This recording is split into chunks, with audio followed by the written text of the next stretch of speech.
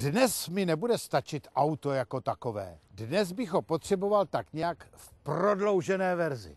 Ano, tak nějak jsem si to představoval. Auto a přívěsný vozík, lépe řečeno auto a tažné zařízení. To mě bude zajímat. Jaké existují typy tažných zařízení? Jaké jsou jejich výhody a nevýhody? Na co bych si měl jako zákazník dát pozor, abych nevyhodil peníze oknem? Jak se vůbec auto s přívěsem řídí? To jsou mé otázky a pořad Autosalon mi na ně dá patřičné odpovědi. Vítejte u obrazovek, právě začínáme. Tak tohle samozřejmě nikdy nedělejte, je to proti pravidlům silničního provozu. Pro mě je to ale dobrý úvod reportáže na téma tažné zařízení a automobil. Na počátku nebylo nic, jen samotná Dacia Duster. A ta toužila za sebou vozit vozík. Tak tažné zařízení není součástí originální výbavy automobilu, je to v podstatě příslušenství a v podstatě rozšiřuje možnost využití aut o tažení přívěsů, přívěsného vozíku, o využití nosiče kol a další možnosti. Na tažné zařízení jsou velmi striktní požadavky, které jsou stanoveny evropskou normou, podle které se řídí veškeré homologace tažného zařízení a tyto normy určují, za jakých podmínek a za jakých parametrů je možno takový výrobek na trh uvést. To je příklad tažného zařízení s odnímatelným tažným ramenem. Manipulace s tím ramenem je velice jednoduchá. Nejprve je potřeba odjistit zámek, stisknout pojistku a tažné rameno vyndat z upínacího pouzdra. Takto se tažné rameno vkládá do zavazadlého prostoru.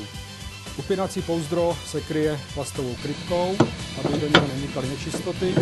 A v případě, že zákazník chce opět tažné rameno nasadit a táhnout za autem nějaký vozík, vezme tažné rameno a jednoduchým způsobem nasadí, zaklapne tažné rameno do upínacího pouzdra, samozřejmě nejprve vyndá plastovou krytku, zamkne tažné zařízení, vyndá si klíče, zandá krytku, zámku a tažné zařízení je připraveno k použití. Tento typ tažného zařízení je s pevným uchycením tažného ramene do nosníku. Tady v tomto případě je to na 2 šrouby a toto tažné rameno podle příslušné vyhlášky může být neustále namontováno na autě a nemusí být sundáváno.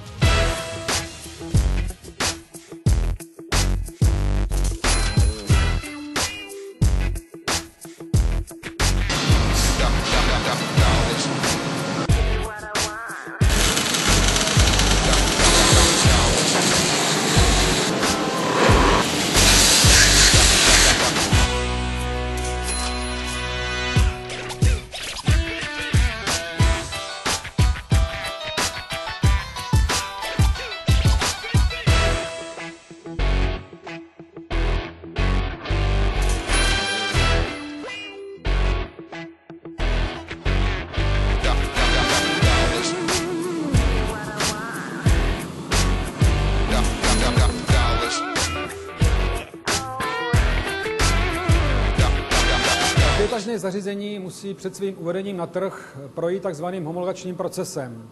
Ten se skládá ze 2 částí.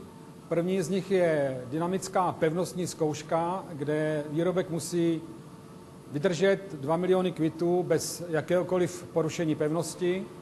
A druhou část je zástavbová zkouška přímo do osobního automobilu.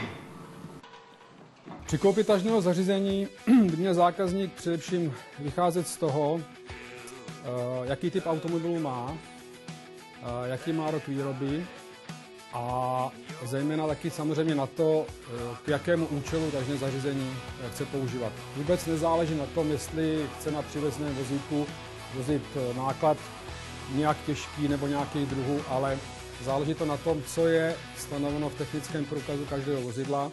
Měl by zákazník v každém případě si dát pozor na to, kde a jaké zařízení kupuje. Mám tím na mysli to, aby k němu dostal příslušné doklady, které jsou zejména typový list, tak aby to zařízení bylo možno přihlásit na dopravní inspektorát. Součástí každého tažného zařízení je nezbytná elektroinstalace. Tu zákazník nutně potřebuje, protože žádné auto na ní není vybaveno dopředu a proto při montáži musí si pořídit elektroinstalaci. zase rozhoduje cena, rozhoduje i komfort toho zákazníka. Buď to si nechá namontovat univerzální elektriku, velmi jednoduchou, velmi levnou, ale ztrácí některé funkce, které mu dává ta speciální typová elektroinstalace, která je samozřejmě dražší a složitější. Takže teoreticky už všechno víme, zbývá jediné vlastní montáž tažného zařízení.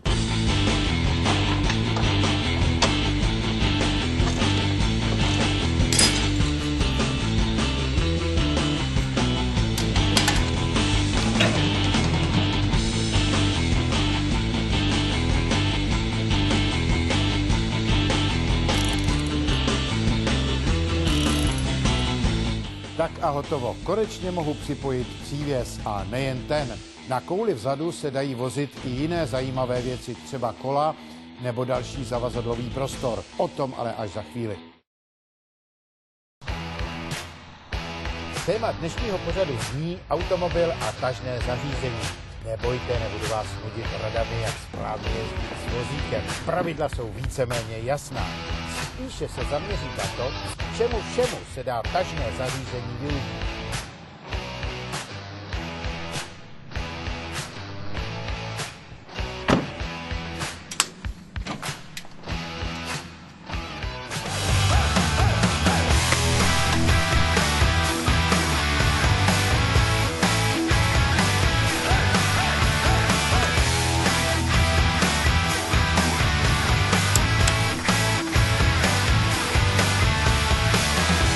Zařízení lze použít nejen k připojení přívěsného vozíku, ale také k instalaci nosičů kol.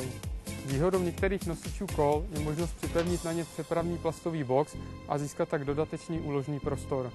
Montáž tažného zařízení na takovýto typ vozu není žádný problém.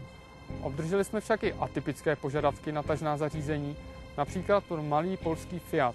I tuto zakázku jsme dokázali úspěšně realizovat. Jeho majitel může převázet v přívěsném vozíku svého psa, který se mu dříve do auta nevešel. Některé požadavky na montáž tažného zařízení bohužel nejsou reálné. Jako je to například objednávka na ryze sportovní vůz Porsche 911.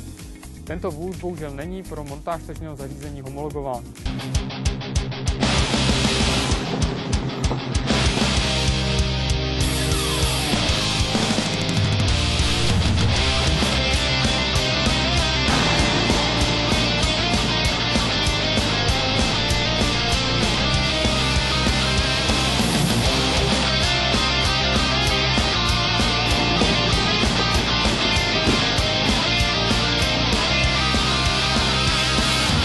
Dacia Duster prochází v našem pořadu dlouhodobým testem. Během té doby si pro ně sem tam připravíme nějaký extrémní úkol. Ten dnešní zní: máš tažné zařízení?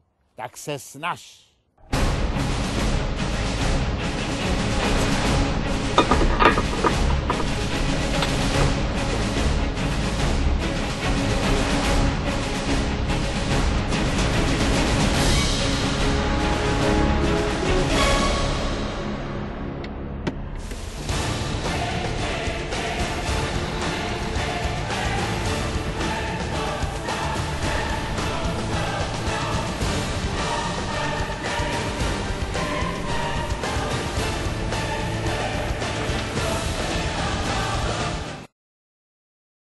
Všechno jednou končí a autosalon taky. Doporučuji všem navštívit Facebook, kde pod profilem Autosalon TV Prima najdete další informace na téma tažné zařízení a také fotografie z dnešního natáčení. Mějte se fajn, užívejte si jara, jezděte opatrně a za týden opět na viděnou.